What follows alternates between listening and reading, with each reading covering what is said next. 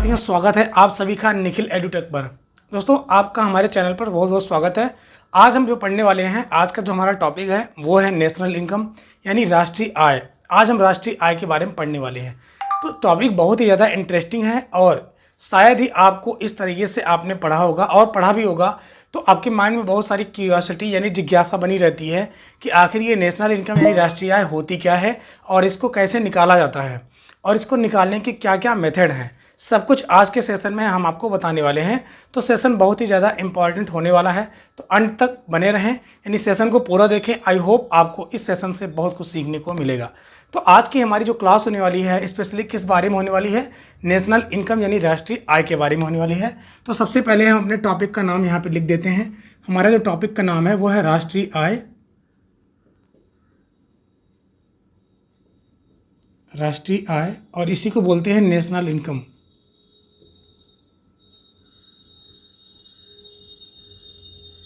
ठीक है, आप यहाँ पे ध्यान से देखिए, ये जो राष्ट्रीय आय जिसको हम इंग्लिश में नेशनल इनकम बोलते हैं, पहले इसको हम समझ लेते हैं कि इस शब्द का मतलब क्या होता है। ध्यान से समझिए कि राष्ट्रीय आय का मतलब ये होता है कि राष्ट्र की आय। अब राष्ट्र जो है वो किससे मिलकर बना होता है? नागरिक से। राष्ट्र किससे मिलकर बना होता है? नागरिक से। और यही जो आपके नागरिक हैं, इन्हीं की जो आय है वही क्या मिलकर बनाती है? राष्ट्रीय आय बनाती है। मतलब जो आपके नागरिक हैं, नागरिक की जो इनकम होगी यानी जो आय होगी, इन्हीं दोनों को मिला करके आपकी क्या बन जाएगी? नागरिकों की आय। नागरिकों की आय। अब यही आपके जो नागरिक हैं, इन्हीं की जो इनकम होती है, इन्हीं की जो आय होती है, उन सभी नागरिकों की आय को अगर हम मिला लेंगे तो हमारा नेशनल इनकम यानी राष्ट्रीय आय निकल जाता है, यानी नेशनल इनकम हमें प्राप्त हो जाता है। अच्छा, यहाँ पर जो नागरिकों की आय है, जैसे मान लीजिए कि आपको पता है कि हमारे इंडिया में बहुत सारे लोग ऐसे हैं जो इनकम करते हैं यानी जो पैसे कमाते हैं। अगर वो पैसे कमाते हैं तो एक एक लोग की जो इनकम होती है, उन सभी को अगर इनकम हम जोड़ लेंगे, एक प्रकार से सभी जितने लोग कमा रहे हैं पैसा, उन लोगों की पैसे को अगर हम कलेक्ट कर लेंगे, इकट्ठा कर लेंगे, तो सबके पैसे का जो कलेक्शन होगा वही आपका नेशनल इनकम हो जाएगा। इसको हम एक जो है काल्पनिक अर्थव्यवस्था से समझते हैं कि जो नेशनल इनकम होता है उसको कितने वित्त से निकाला जा सकता है, यानी उसको निकालने के लिए हम कितने मेथड का यूज करते हैं। इसके लिए हम ये मान लेते हैं कि एक काल्पनिक अर्थव्यवस्था है, यानी एक इमेजिनरी इकॉनमी है और उस इकॉनमी में केवल एक कंज्यूमर और एक प्रोड्यूसर है, मतलब एक उपभोक्ता है और एक उत्पादन करता है या उत्पादक होता है। अब उनको एग्जाम्पल बना के मैं आपको यहाँ पे बताने वाला हूँ कि हम किस प्रकार से नेशनल इनकम की गणना कर सकते हैं। अब ध्यान से समझिए, जैसे मान लीजिए कि एक इमेजिनरी इकॉनमी है, यानी एक काल्पनिक अर्थव्यवस्था है। काल्पनिक अर्थव्यवस्था मैं इसको इसलिए बोल रहा हूँ क्योंकि आपको पता है कि इस समय यानी जो करंट में चल रहा है हमारी, चाहे इंडियन इकॉनमी ले लो, चाहे जो भी इकॉनमी ले लो, उस इकॉनमी में केवल एक ही कंज्यूमर, एक ही प्रोड्यूसर यानी एक ही उत्पादक या एक ही उपभोक्ता नहीं होता है।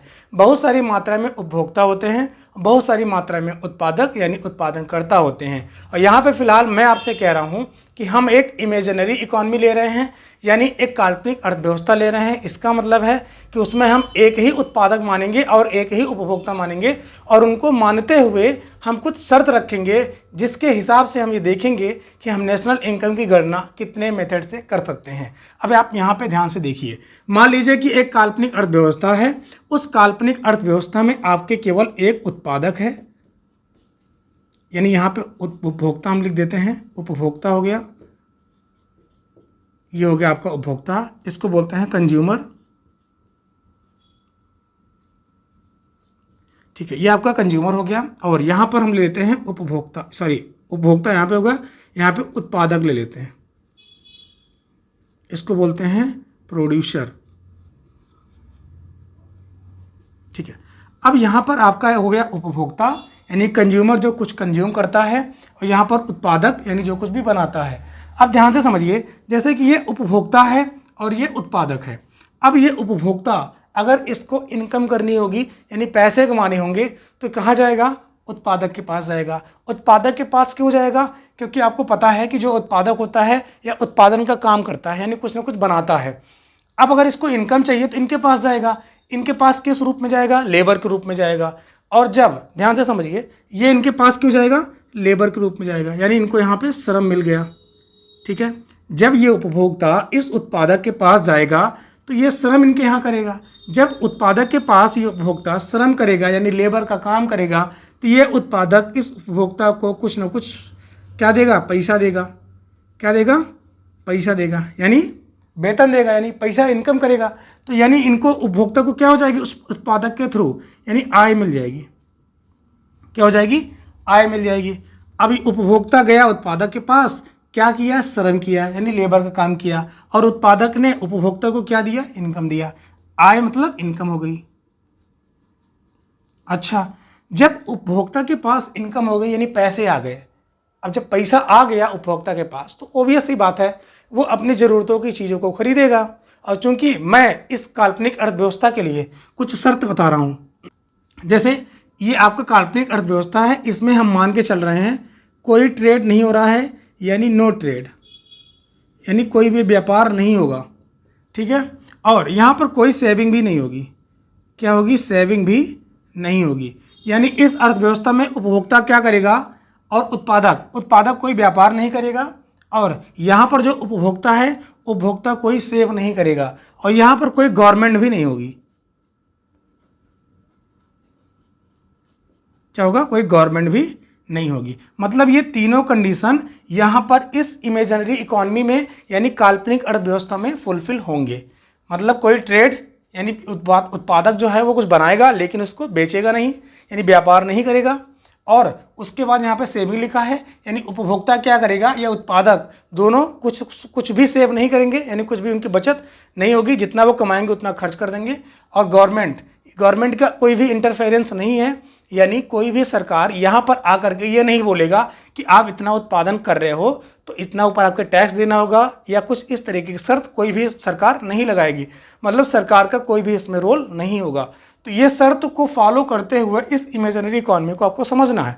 ध्यान से देखिए, तो ये उपभोक्ता क्या किया, उत्पादक के पास श्रम किया और उपभोक्ता को आय मिल गई।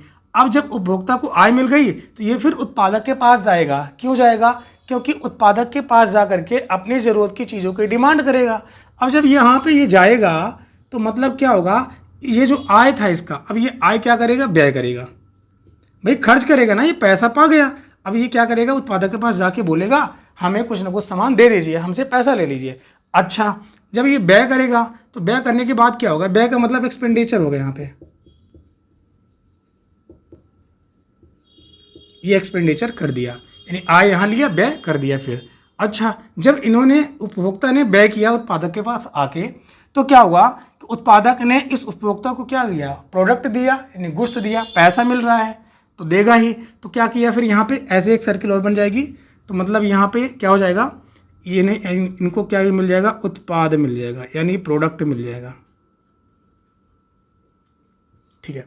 अच्छा, अब हम ये मान के चल रहे हैं कि जो कंज्यूमर है जब इस उत्पादक के पास जाएगा तो ये उत्पादक इस कंज्यूमर को जो इनकम देगा वो 100 रुपये के बराबर देगा, यानी आय इनकी कितनी हो जाएगी, 100 रुपये के बराबर इनकी इनकम हो गई। ठीक है।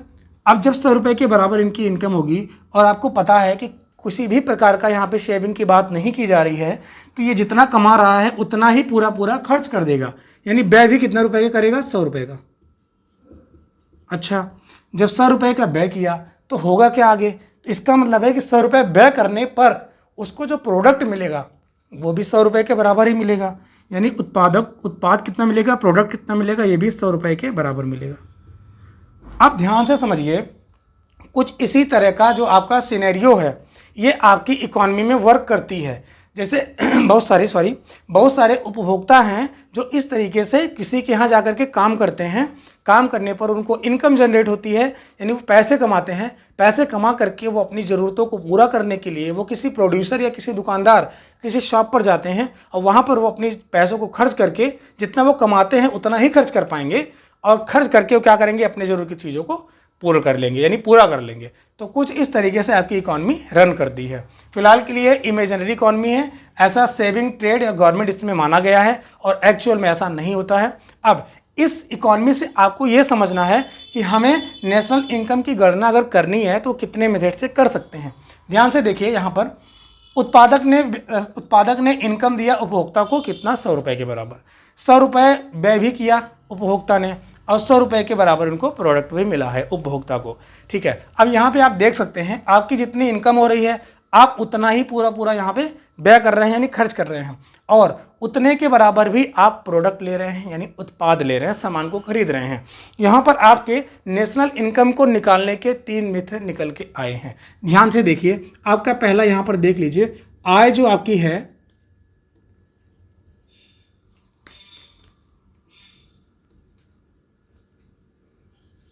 जो आपकी आय है यानी इनकम है, ठीक है, ये इनकम ये आय के बराबर क्या हो जाएगी, व्यय, और ये व्यय किसके बराबर हो जाएगी, उत्पाद के।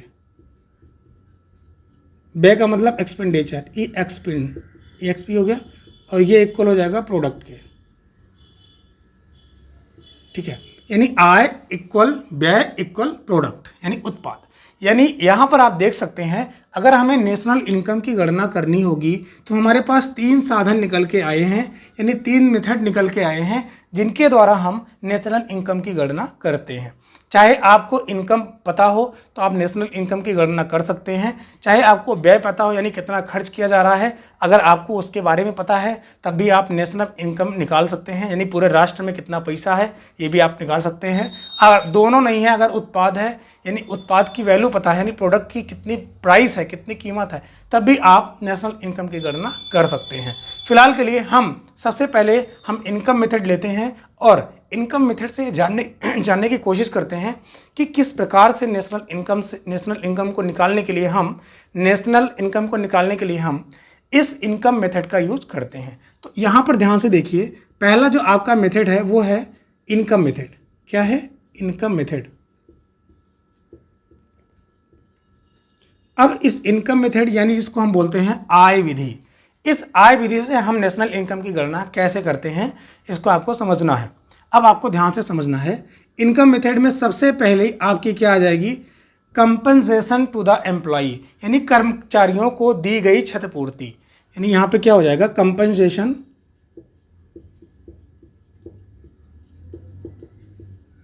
टू द एम्प्लॉई, यानी इसका मतलब ये हुआ कि कर्मचारियों को दी गई क्षतिपूर्ति। इसमें क्या क्या आता है, वेज एंड, इसमें आपका वेज एंड सैलरी आ जाता है, और उसके बाद इसमें आ जाता है contribution in economy by employee, यानी एम्प्लॉय क्या करता है सोशल सिक्योरिटी के लिए जो कुछ भी डोनेट करता है, जो कुछ भी ये कंट्रीब्यूट योगदान करता है वो सब इसी के अंतर्गत आ जाएगा, जिससे आपका इसमें क्या आ जाएगा, वेतन एवं भत्ते आ जाएगा। क्या आ जाएगा, वेतन एवं भत्ते। आपने सुना भी होगा इसको, वेतन एवं भत्ते आ गया। उसके बाद इसमें हो जाएगा सामाजिक सुरक्षा में योगदान। क्या हो जाएगा, सामाजिक सुरक्षा में योगदान। ठीक है, यहाँ पर देखिए कर्मचारियों को दी गई क्षतिपूर्ति में क्या आता है, यानी कोई भी कर्मचारी है उसको वेतन या भत्ते मिलेंगे, और जब उसको वेतन और भत्ते मिलेंगे तो वो सामाजिक सुरक्षा में कुछ ना कुछ योगदान देगा। ठीक है, सामाजिक सुरक्षा में क्या करेगा, योगदान देगा। अब जब कंपनसेशन टू द एम्प्लॉई है तो इसका मतलब है कि यहाँ पर जो भी कर्मचारी काम कर रहा होगा किसी कंपनी में तो उसको इनकम जनरेट हो रही है, यानी पैसे कमा रहा है, और यही आपकी इनकम कर्मचारी के द्वारा हो जाएगी। उसके बाद तो यहाँ पर रेंट एंड रॉयल्टी को समझ लेते हैं। जैसे रेंट जो है यानी भाड़ा, और रॉयल्टी का मतलब होता है जैसे मान लीजिए कि कोई भी बुक बनाता है या कोई भी बुक लिखता है, तो बुक लिखने के बाद वो पब्लिशर के पास वो अपनी बुक को देता है पब्लिश करने के लिए। तो जितनी बड़ी मात्रा में जितने आपके नंबर ऑफ बुक्स सेल होंगे उसके एवज में आपको पैसे मिलते हैं, वही आपका जो पैसा मिलता है वही आपका रॉयल्टी हो जाता है। आगे हम बात करें, अगला वो आपका हो जाता है इंटरेस्ट यानी ब्याज।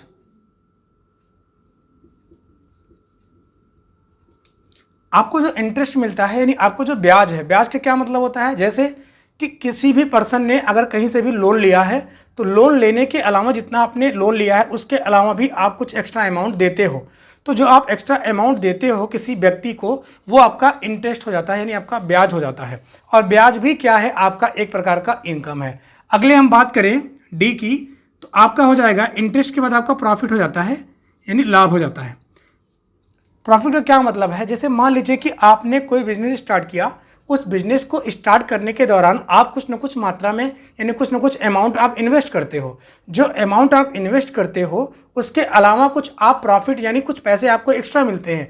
जो आपको एक्स्ट्रा पैसे मिलते हैं वही आपकी प्रॉफिट हो जाती है। तो प्रॉफिट भी क्या है, आपकी एक प्रकार की इनकम हो जाती है। इसको भी हम इनकम मेथड में शामिल करते हैं। आगे हम बात करें ई की, तो ये आपका अगला हो जाता है मिक्स इनकम। क्या हो जाता है? मिक्स इनकम यानी मिश्रित आय। ये मिश्रित आय का क्या मतलब है? मिश्रित आय का मतलब होता है कि ऐसे इनकम जिसमें गवर्नमेंट का कोई भी रोल नहीं होता है, यानी गवर्नमेंट इसमें कोई भी आपकी हस्तक्षेप नहीं करती है, जिसकी वजह से आपको पैसे मिलते हों। जैसे आपने देखा होगा कि बहुत सारे लोग ऐसे हैं जो नौकरी नहीं करते हैं, वो उन्होंने अपना खुद का बिजनेस कर रखा है।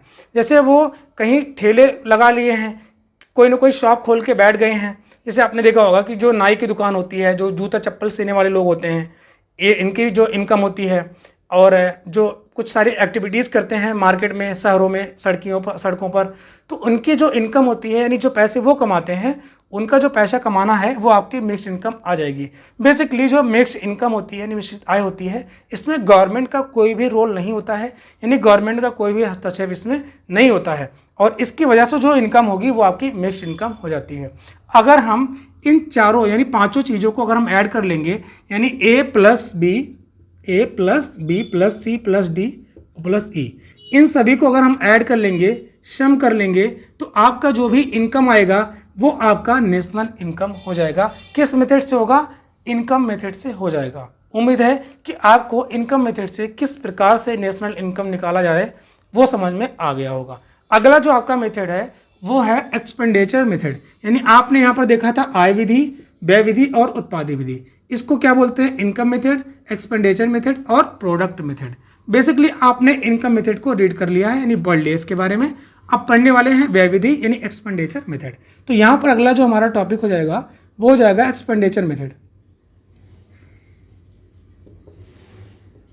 एक्सपेंडिचर मेथड, और इसको एक नाम से जानते हैं और है, इसको बोलते हैं total outlay method. Total outlay method,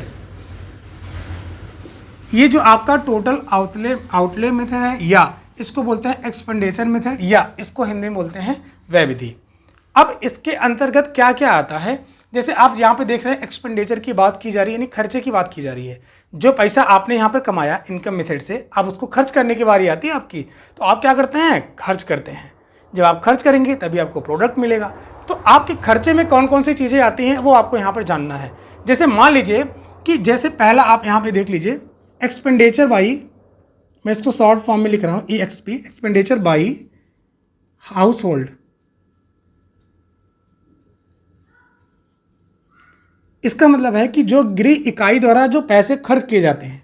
अब गृह इकाई द्वारा जो पैसे खर्च किए जाते हैं कि क्या मतलब है? जैसे घरों में बहुत सारी चीज़ें हमें ज़रूरत पड़ती हैं, हम लोग घरों में देखते हैं आए दिन कुछ न कुछ मात्रा में हम लोगों को किसी न किसी चीज़ की ज़रूरत होती है, तो हम क्या करते हैं? पैसे को खर्च करके उस सामान को अपने यहाँ ले आते हैं और उसका कंज्यूम करते हैं, उसको यानी उसको उपभोग करते हैं, उसको यूज़ करते हैं।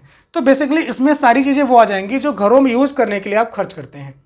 जैसे आपने देखा होगा कि आप तेल यूज़ करते हैं, साबुन यूज़ करते हैं, शैम्पू यूज़ करते हैं, और घरों में किचन के लिए बहुत सारे सामान लाते हैं, ठीक है। घरों में बहुत सारे इंटीरियर वर्क भी आपको कराने रहते हैं। तो घरों में जितने भी बेसिकली वर्क हैं, जितने भी काम हैं, उन पे जो पैसे खर्च होते हैं वो आपका इसके अंतर्गत आ जाएगा, यानी एक्सपेंडिचर बाई हाउस होल्ड के अंतर्गत आ जाएगा।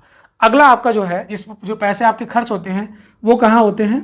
अगला आपका जो है वो बी है, यानी expenditure by producing unit. Producing unit,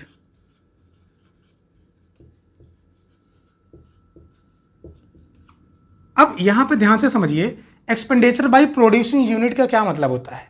सबसे पहले चीज तो आपको यहां पे ध्यान देने वाली बात यह है कि जो आपका प्रोड्यूसिंग यूनिट है वो क्या होती है।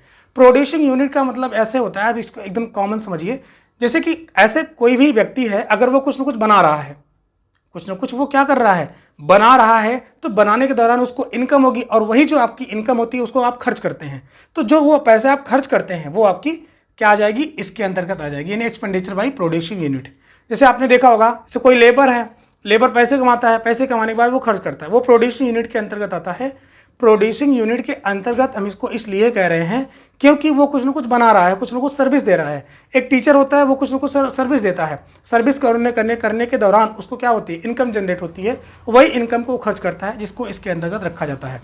जैसे एक टीचर होता है, आपने इसको देखा, जैसे एक डॉक्टर होता है, आप डॉक्टर को ले लीजिए, डॉक्टर भी क्या करता है, सर्विस देता है, और सर्विस के दौरान उसको पैसे मिलते हैं, उसको भी वो खर्च करता है। और क्या आते हैं, जैसे आप मान लीजिए कि जैसे एक टीचर हो गया, इंजीनियर को ले लो आप, इंजीनियर है, इंजीनियर भी क्या करता है, वो भी सर्विस देता है, सर्विस दौरान उसको पैसा मिलता है और पैसे को वो खर्च करता है। बेसिकली प्रोड्यूसिव यूनिट का मतलब वही होता है जो कुछ ना कुछ काम करता है, काम करने के दौरान उसको पैसे मिलते हैं और फिर वो खर्च करता है। इसके अंतर्गत वो सारी चीज़ें आ जाएंगी।